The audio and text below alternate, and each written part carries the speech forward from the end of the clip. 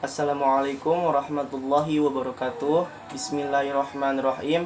Perkenalkan, nama saya Muhammad Ibnu. Saya dari kelas 10 IPA 3. Izin mepresentasikan materi tentang pergaulan sehat. Nah, dalam materi kali ini terbagi menjadi 4 konsep, yaitu ada pengertian, penyebab, tanda-tanda, dan cara pencegahannya. Yang pertama, mari kita bahas pengertian. Apa sih itu pergaulan? Apa sih itu pergaulan hidup sehat, bagaimana dan cara-caranya? Mari kita simak video ini. Nah, yang pertama pengertian pergaulan. Pergaulan berasal dari kata gaul yang diartikan dalam Kamus Bahasa Indonesia sebagai hidup berteman atau bersahabat. Pergaulan merupakan proses interaksi antar individu ke individu lainnya. Nah, atau juga dapat dilakukan antara individu dengan kelompok lainnya, yang artinya manusia atau sebagai makhluk sosial tak akan pernah lepas dari kebersamaan dengan manusia lainnya atau dengan individu atau bisa disebut dengan kelompok lainnya. Nah, pergaulan yang ia lakukan itu akan mencerminkan kepribadiannya, baik atau buruknya tergantung pergaulannya. Ada pergaulan positif dan ada pergaulan negatif. Nah, pergaulan positif itu dapat berupa kerjasama antara individu atau kelompok yang guna melakukan hal-hal yang positif atau yang baik. Sedangkan pergaulan yang negatif itu dapat mengarah kepada resiko yang dapat mengancam masa depan seseorang individu. Nah, hal itu yang harus dihindari, terutama bagi remaja yang masih mencari jati dirinya. Yang harus kita pelajari di usia remaja ini, biasanya seorang sangat labil, mudah terpengaruh terhadap bujukan, dan bahkan mencoba sesuatu hal yang baru yang mungkin dia belum tahu apakah itu baik atau tidaknya.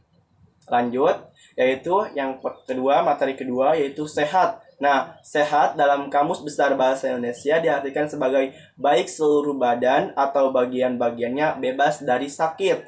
Sehat adalah suatu kondisi di mana segala sesuatu badan atau sesuatu berjalan dengan normal yang bekerja sesuai fungsinya. Dan bagaimana mestinya secara sederhana sehat?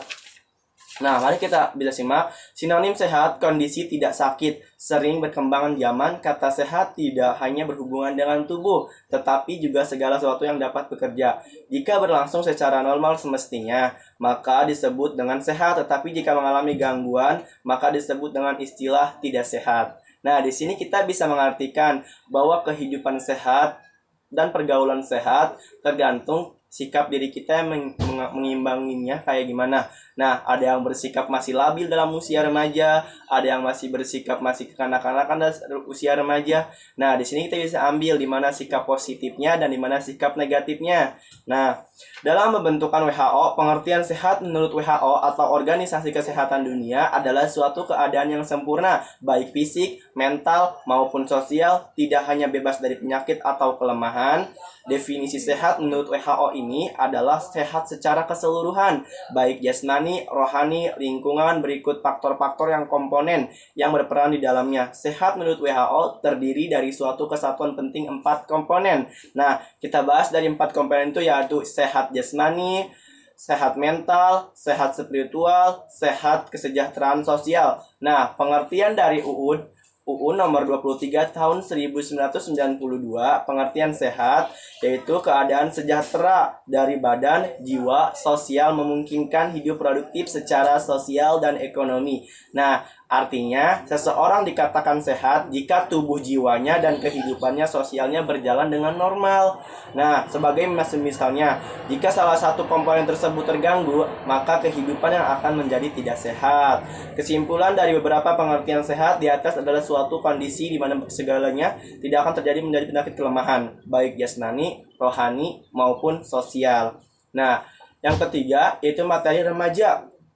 Remaja dalam Kamus Besar Bahasa Indonesia diartikan sebagai mulai dewasa, dari beranjak kecil menjadi dewasa. Nah, itu disebut remaja.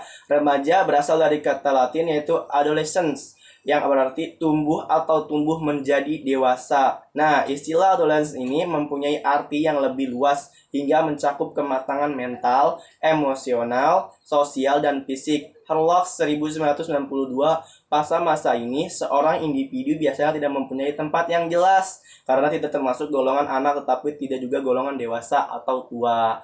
Nah, di sini kita bisa tahu bahwa remaja itu memiliki dari kata lainnya adolescence yang berarti tumbuh atau tumbuh menjadi dewasa.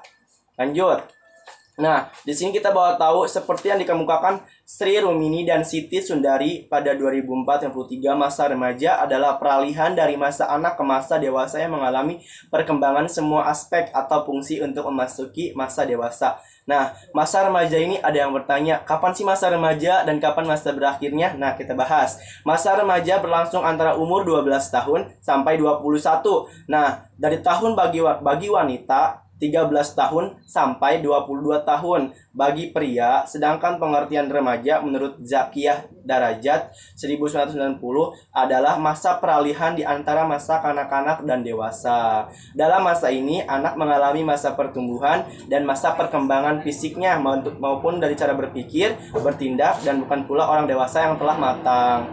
Nah, lanjut, yaitu pergaulan sehat pada remaja. Bagaimana sih cara bergaul hidup dengan remaja yang sehat-sehat? Nah, mari kita simak materi yang ini. Pergaulan sehat dapat juga diartikan sebagai proses interaksi yang dilakukan oleh individu dengan individu atau individu dengan kelompoknya dengan normal baik tubuh jika maupun kehidupannya. Nah, di sini kita bisa tahu bahwa individu atau kelompok bisa melihat kita titik positif dan titik negatifnya, bagaimana cara mengambilnya dari sikap keremajaan ini. Nah, ada beberapa cara remaja bergaul secara sehat. Satu, adanya kesadaran beragama bagi remaja. Bagi anak remaja diperlukan sekali adanya pemahaman, pendalaman, serta ketaatan terhadap ajaran agamanya masing-masing. Kenyataan sehari-hari menunjukkan dia kepada keagamaannya, memahami norma agama. Oleh karena itu, kita harus memiliki kesadaran beragama agar tidak berjumus dalam pergaulan yang tidak sehat. Nah, itu yang nomor satu. Yang keduanya, cara hidup sehat bagi remaja itu memiliki rasa setia kawan. Rasa setia kawan dibutuhkan agar dapat terjalin hubungan sosial remaja yang baik, rasa setia kawan dalam hal-hal yang positif dan bukan sebaliknya. Nah, yang ketiga yaitu memilih teman. Nah, di sini dalam memilih teman, jika kita ingin bergaul dengan remaja yang sehat dan hidup-hidup yang sehat, mengikuti norma-norma keagamaan, norma-norma yang berjalan sesuai dengan kehidupan, kita harus pintar-pintar dalam memilih teman. Nah, maksud dari kata memilih teman itu apa sih? Nah, maksud dari memilih teman adalah untuk mengantisipasi agar tidak terpengaruh dengan sifat yang tidak baiknya atau tidak sehatnya. Walaupun begitu, teman yang pergaulannya buruk tidak harus kita asingkan juga ya. Tetap aja saling menghargai, tidak boleh saling membeda-bedakan tapi kita harus meskipun tidak sehat atau tidak sehat, pasti kita harus bisa jaga menglasifikasi diri kita sendiri. Nah, jangan terlalu dekat atau akrab dengan orang yang memiliki sifat yang tidak baik atau tidak sehat.